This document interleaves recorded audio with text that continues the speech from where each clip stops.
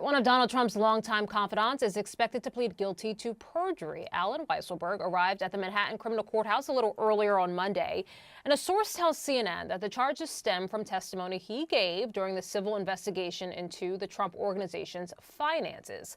Weisselberg had been the company's chief financial officer. In 2022, he pleaded guilty to 15 counts of tax fraud and served about 100 days in jail.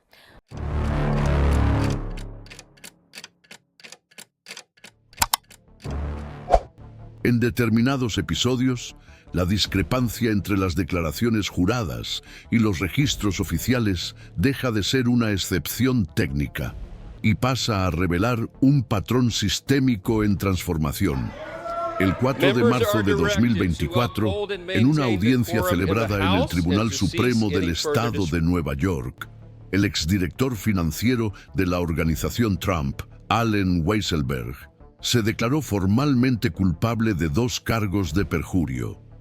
El reconocimiento de las falsedades se produjo ante el tribunal, basándose en las declaraciones que él mismo realizó durante el juicio civil por fraude que involucraba a Donald Trump.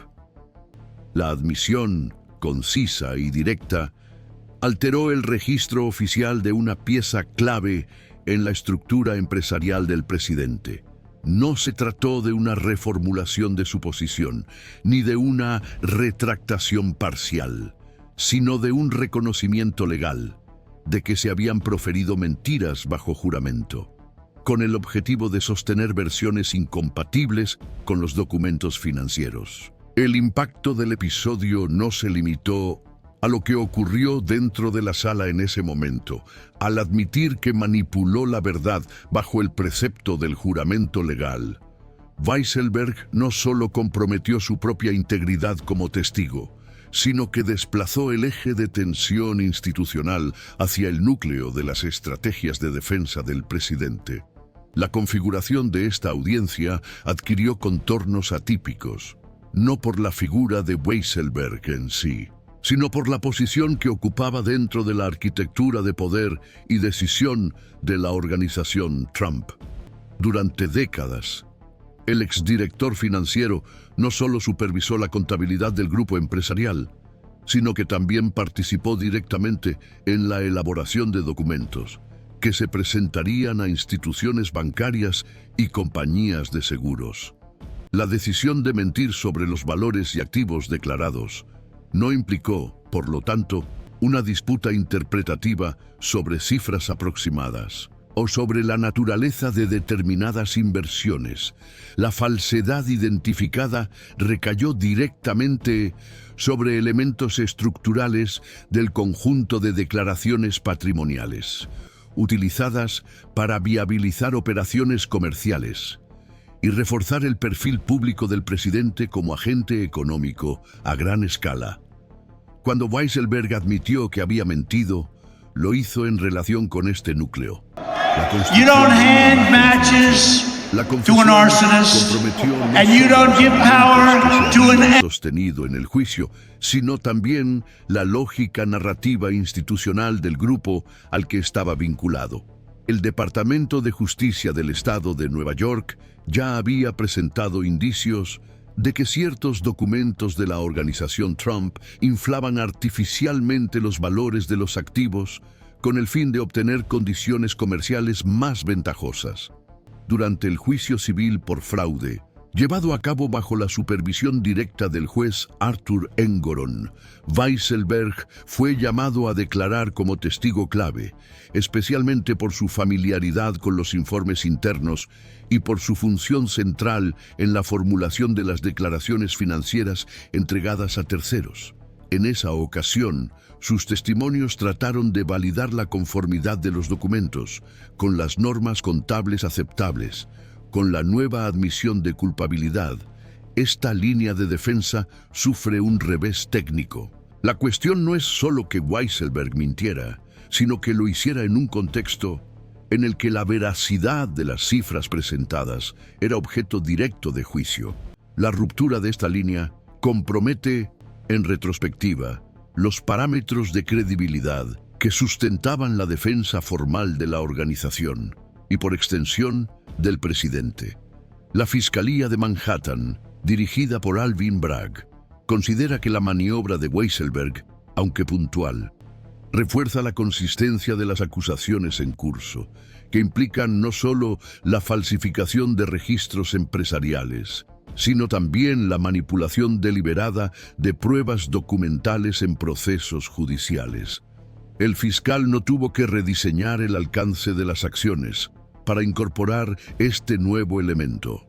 La propia admisión del exdirector financiero pasó a integrar automáticamente el conjunto de pruebas con valor estratégico, no tanto por su contenido específico, sino por el tipo de precedente que establece: un colaborador de primer nivel que admite haber falsificado información en los tribunales para proteger la narrativa patrimonial construida en torno a Donald Trump, impone un nuevo punto de partida para el análisis de las próximas fases procesales.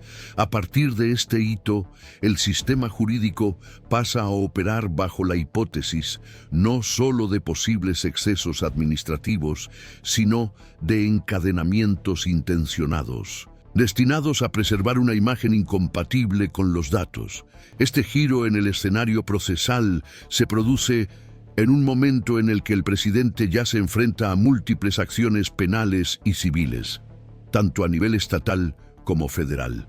En todos estos frentes, la cuestión del testimonio bajo juramento se ha tratado como eje de sustentación institucional. El reconocimiento de perjurio por parte de Weisselberg tiene una implicación que va más allá de los límites del caso específico. Introduce un elemento objetivo de compromiso de la cadena de confianza, en la que se basa la validez de los testimonios prestados en el juicio. Se trata de un elemento que, aunque todavía aislado, tiende a utilizarse como modelo comparativo en otras investigaciones que implican declaraciones juradas. La duda sobre la veracidad de las declaraciones ya no se limita a una evaluación interpretativa de los jueces, sino que ahora puede basarse en registros de confesiones, que atribuyen una función estratégica a la mentira declarada formalmente. Ante esta reconfiguración, cobran aún más relevancia los espacios de seguimiento analítico, capaces de articular el contexto y la continuidad institucional. Al seguir por aquí, tendrá acceso constante a las capas menos visibles de los procesos, siempre centrándose en lo que revelan sobre el funcionamiento real del sistema jurídico y sus puntos de inflexión. La calificación de perjurio, en este contexto, deja de ser solo una categoría penal, pasa a representar un índice de fractura entre la narrativa oficial presentada por un testigo y los hechos que, posteriormente, se imponen a través de documentos, registros financieros y pruebas procesales. La estructura institucional del tribunal no permite que estas contradicciones se interpreten como simples fallos humanos o desviaciones del lenguaje. El acto de jurar decir la verdad en un entorno judicial vincula el discurso al conjunto normativo que garantiza la legitimidad de las decisiones judiciales. Cuando se rompe ese vínculo, como en el caso de Weisselberg, el efecto no se limita a la esfera penal del individuo. Se proyecta sobre la integridad de las versiones presentadas, en nombre de grupos empresariales, estrategias de defensa e interpretaciones jurídicas, basadas en testimonios ahora reconocidos como falsos. El grado de exposición generado por esta admisión pública podría influir, aunque de forma indirecta, en los criterios de evaluación aplicados en los demás casos en los que Donald Trump figura como acusado o parte investigada. La pérdida de credibilidad asociada a una pieza central de su estructura financiera interna impone a los demás operadores jurídicos, ya sean jueces, fiscales o jurados, la necesidad de reevaluar la consistencia de los testimonios anteriores a la luz del nuevo precedente. Aunque no altera automáticamente el curso de las acciones en curso, el episodio introduce una variable de inestabilidad jurídica que compromete los acuerdos defensivos basados exclusivamente en declaraciones de miembros de la organización. Desde una perspectiva más amplia, el caso reabre el debate sobre el papel del perjurio como instrumento de manipulación institucional. La naturaleza técnica del delito a menudo oculta su función operativa en determinadas estrategias de defensa, especialmente en litigios de alta complejidad que involucran a grandes organizaciones. Cuando una figura de alto rango admite haber utilizado el perjurio como herramienta para preservar la imagen de un líder político y empresarial, el propio sistema se ve obligado a reconocer que sus salvaguardias formales, el juramento, la audiencia pública, el registro taquigráfico, no son inmunes al uso táctico de la mentira. Es en este contexto que el sistema jurídico estadounidense se enfrenta a una confluencia de elementos procesales e institucionales que van más allá de la figura de Allen Weisselberg.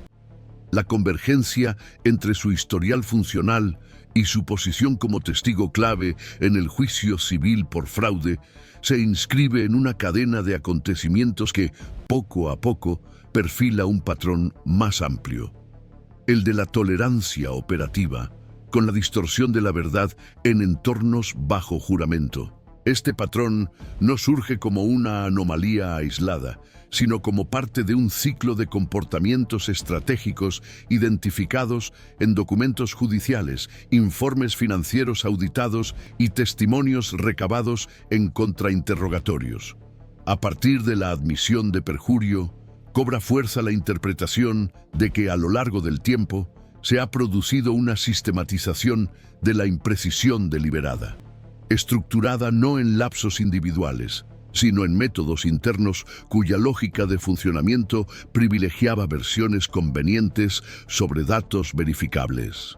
Esta hipótesis se ve reforzada por decisiones anteriores del propio Tribunal Estatal de Nueva York, que ya había determinado meses antes que los informes financieros de la organización Trump presentaban distorsiones relevantes, capaces de alterar sustancialmente la percepción del valor de los activos ante las instituciones bancarias. En la decisión del juez Arthur Engoron, dictada en septiembre de 2023, se afirmaba expresamente que los estados financieros de la empresa no se correspondían fielmente con la realidad financiera subyacente, expresión que, aunque técnica, fue interpretada por los analistas jurídicos como una señal de alerta de conductas con posible intención de engañar.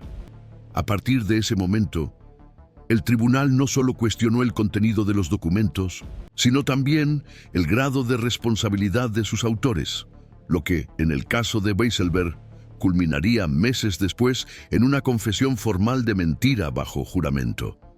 El fiscal Alvin Bragg, al llevar a cabo una investigación paralela con base penal, incorporó a su marco de actuación las pruebas derivadas de estas decisiones civiles, buscando establecer una línea de continuidad entre los registros alterados, los testimonios prestados y las intenciones atribuidas a los agentes implicados. En declaraciones públicas, Bragg evitó vincular explícitamente la confesión de Weisselberg a una estrategia de acusación directa contra Donald Trump. Aún así, la Fiscalía pasó a tratar el episodio como un vector de validación de su propia tesis, que existía una lógica operativa de ocultación y distorsión, presente en múltiples niveles de la organización.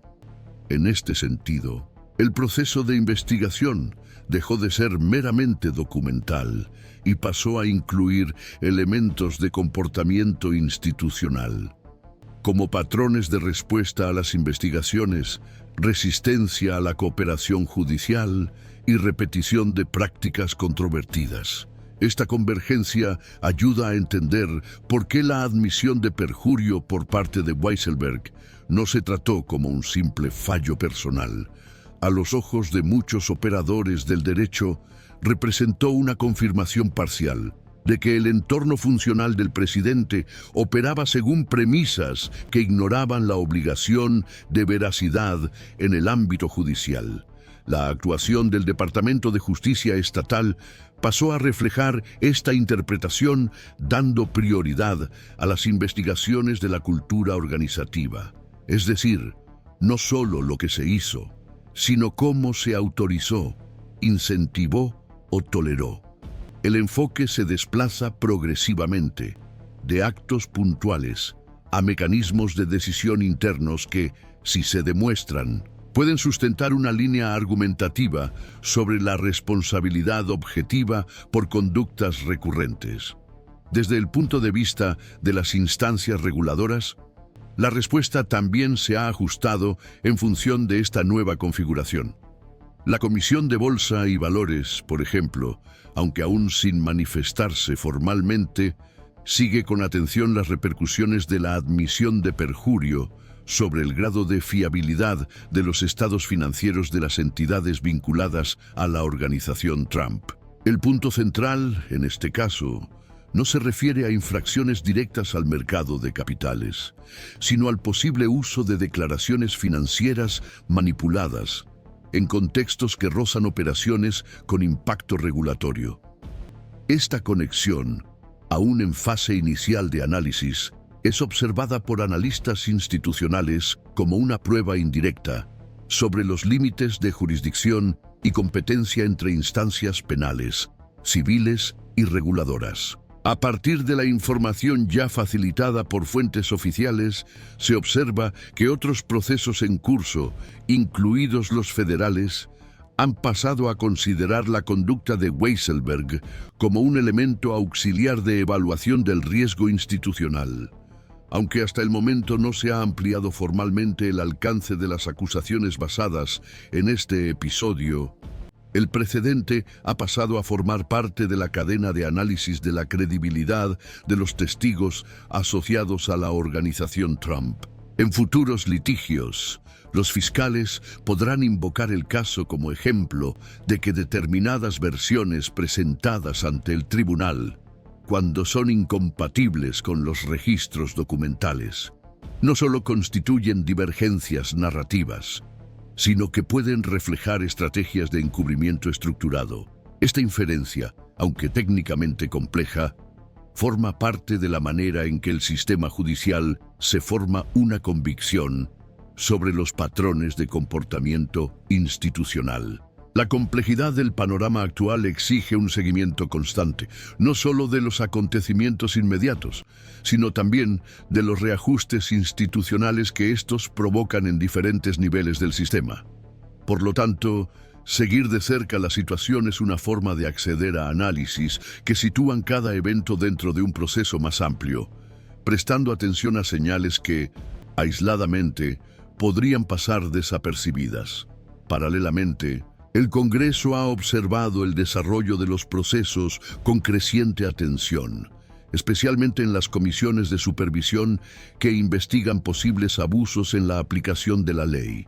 Aunque aún no hay deliberaciones formales, algunos parlamentarios han sugerido que la conducta de los altos ejecutivos involucrados con la organización Trump puede servir de base para evaluar si hubo omisión deliberada de información en audiencias legislativas anteriores. Esta posibilidad, aún lejana, refleja cómo se tensan las fronteras entre los poderes, cuando la cuestión central pasa a ser la confianza en el testimonio oficial, ya sea prestado en un tribunal o en una sesión del Congreso. La preocupación no radica solo en el contenido de las declaraciones, sino en la percepción de que determinadas estructuras se han organizado para preservar una narrativa incompatible con los registros fácticos disponibles. Dentro del Poder Judicial, jueces de diferentes instancias también han comenzado a mencionar, aunque de manera lateral, la importancia de la integridad testimonial como fundamento decisorio. En decisiones recientes relacionadas con otros procesos civiles contra Donald Trump, los magistrados citaron la necesidad de redoblar la cautela al evaluar las declaraciones de los miembros de la organización. Aunque estas menciones no constituyen juicios de valor, indican una atención creciente al contexto de admisibilidad y credibilidad de las pruebas orales. Esta sensibilidad institucional refuerza la idea de que la admisión del perjurio no opera de forma aislada, sino que repercute en la forma en que el sistema atribuye valor jurídico a las declaraciones prestadas bajo juramento. La cultura del testimonio es uno de los pilares del funcionamiento jurídico. No se limita al momento en que una persona es llamada a declarar, sino que se extiende a la forma en que el sistema se organiza para tratar estas declaraciones como instrumentos legítimos de investigación. Cuando un agente central admite haber falsificado este instrumento, la consecuencia va más allá de su propia condena. Afecta a la forma en que se interpretarán las declaraciones de otros actores, incluidos los que aún están siendo juzgados, y se confrontarán con el resto del material probatorio. Este desplazamiento de la confianza, aunque discreto, puede alterar los criterios con los que los jueces forman sus convicciones y, por extensión, el rumbo de las decisiones. Existe una importante controversia interpretativa sobre el efecto sistémico que la confesión de perjurio de Allen Weisselberg puede desencadenar en el ámbito jurídico de los Estados Unidos. Para una parte significativa de los expertos, el episodio tiende a permanecer confinado a su propio ámbito probatorio, produciendo consecuencias más consistentes solo en los casos en que la participación de Weisselberg esté claramente demostrada por registros, documentos y vínculos directos con la conducta confesada. Esta interpretación parte del entendimiento de que el sistema dispone de mecanismos internos para impedir que las desviaciones individualizadas se conviertan automáticamente en una contaminación generalizada de procesos paralelos. Dentro de esta lógica, la admisión de culpa del ex ejecutivo de la organización Trump se trataría como una respuesta institucional a un hecho particular, sin imponer, por sí sola, un efecto cascada sobre otros implicados, incluido Donald Trump. Al mismo tiempo, otra corriente considera que esta interpretación de contención puede subestimarse. Para este grupo, la relevancia del episodio no se limita a lo que se admitió formalmente, sino a la forma en que esta admisión encaja en un historial más amplio de colisiones entre testimonios y documentación en litigios distintos. En esta interpretación, la confesión altera el entorno de credibilidad, en el que se evaluarán futuras contradicciones. Aunque no existe una transferencia automática de responsabilidad, la existencia de un reconocimiento formal de mentira bajo juramento por parte de un agente central produce un cambio de perspectiva. Las inconsistencias que antes podían tratarse como divergencias narrativas pasan a observarse con mayor rigor, especialmente cuando surgen en entornos procesales, en los que el documento tiende a tener una mayor capacidad de fijación objetiva que la versión verbal. El debate se desplaza entonces hacia la reincidencia de fricciones similares en contextos diferentes.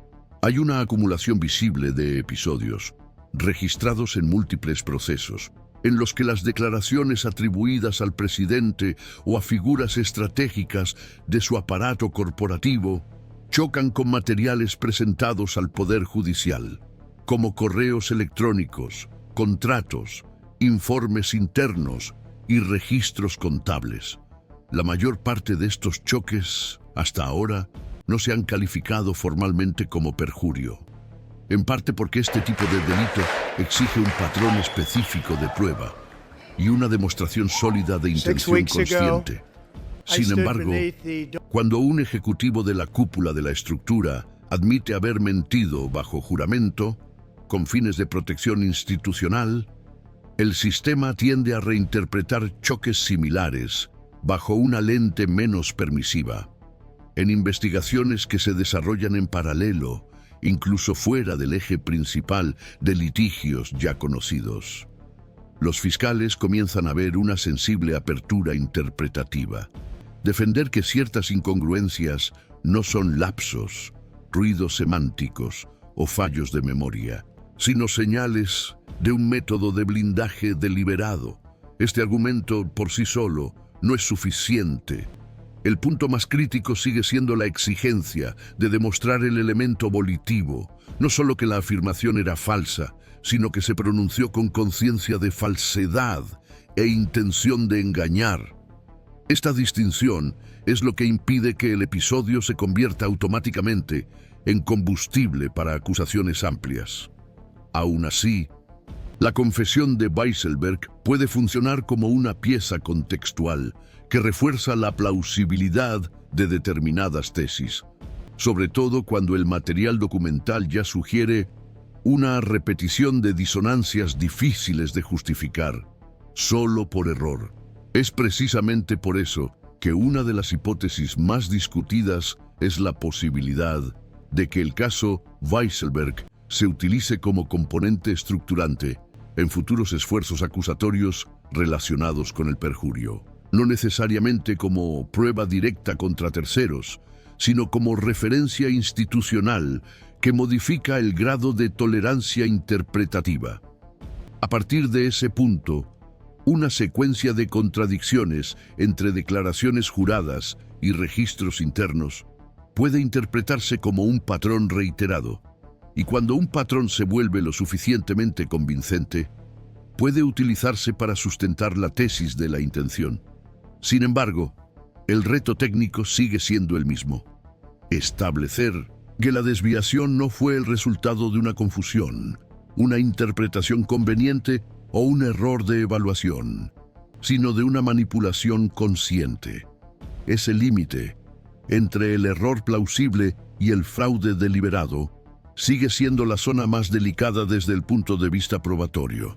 Los analistas también observan que el Departamento de Justicia ha mantenido una postura de avance gradual, evitando movimientos bruscos que podrían debilitar tesis aún en consolidación. El patrón institucional reciente sugiere una preferencia por acumular bloques documentales consistentes antes de formular acusaciones adicionales, que dependan de pruebas más arriesgadas, como las basadas en la intención psicológica y el dolo. Esto no excluye acciones más directas en el futuro, pero refuerza la idea de que los fiscales buscan estabilidad probatoria antes de aumentar la exposición del caso. En este contexto, el episodio Weisselberg funciona como vector de apoyo, un elemento que confiere mayor verosimilitud a las interpretaciones en las que los testimonios entran en conflicto con materiales escritos de alta objetividad. La tensión generada por este escenario trasciende la esfera penal y se extiende al campo de la confianza sistémica. El sistema judicial depende de la credibilidad del testimonio bajo juramento para operar con legitimidad. Cuando un miembro central de una estructura poderosa reconoce haber mentido bajo ese compromiso, el impacto simbólico se extiende. La duda deja de ser solo individual y pasa a afectar, aunque sea indirectamente, la percepción de confiabilidad de otros agentes asociados al mismo núcleo. Este efecto no produce consecuencias jurídicas inmediatas ni reduce garantías constitucionales como la presunción de inocencia y la amplia defensa, pero altera el entorno institucional, en el que jueces, fiscales y jurados evalúan versiones contradictorias, especialmente cuando los documentos y los testimonios apuntan en direcciones incompatibles. Por lo tanto, el escenario permanece abierto y sujeto a variaciones, a medida que se celebran nuevas audiencias y se presentan nuevas pruebas. Las declaraciones futuras pueden reducir las ambigüedades, pero también pueden ampliarlas si surgen nuevas contradicciones o se ajustan versiones anteriores para adaptarlas a registros ya existentes. La defensa del presidente, como ha hecho en otros frentes, tiende a insistir en que las posibles inconsistencias se deben a un lenguaje impreciso, a la percepción personal de los hechos o a lapsos involuntarios. Esta línea argumentativa es jurídicamente admisible y encuentra respaldo en el debido proceso y en la protección contra inferencias precipitadas. Sin embargo, Su eficacia dependerá de la capacidad de sostener en cada episodio que la divergencia es compatible con un error plausible y no con una distorsión estratégica. El sistema de los Estados Unidos lleva históricamente dos fuerzas en coexistencia. Por un lado, una tradición de enfrentamiento institucional a las desviaciones en los altos niveles. Por otro lado, una cautela constante a la hora de aplicar sanciones severas a figuras de gran proyección pública, donde el riesgo de politización se vuelve permanente. Esta tensión estructural no se resuelve con la confesión de Weisselberg. Por el contrario, se intensifica porque el episodio pone de manifiesto el grado de complejidad que implica la construcción de narrativas dentro de estructuras jerárquicas con capas de protección y gestión activa de versiones. Es en este espacio donde se concentran los dilemas centrales: cómo responsabilizar sin anticipar la culpa, cómo proteger el derecho de defensa sin corroer la integridad institucional, cómo producir la verdad jurídica cuando la palabra y el documento chocan repetidamente y pueden ser reorganizados en nuevas versiones. Por ahora, no hay un desenlace, y es precisamente esta ausencia de definición lo que hace que el seguimiento continuo sea indispensable para comprender el alcance real de lo que está sucediendo. Por aquí, seguimos You don't hand observando matches con un to an enfoque arsonist, en lo que cada and you don't give power to sobre an los límites y las posibilidades del sistema, cuando el testimonio jurado deja de ser una base estable y se convierte en un punto central de tensión institucional.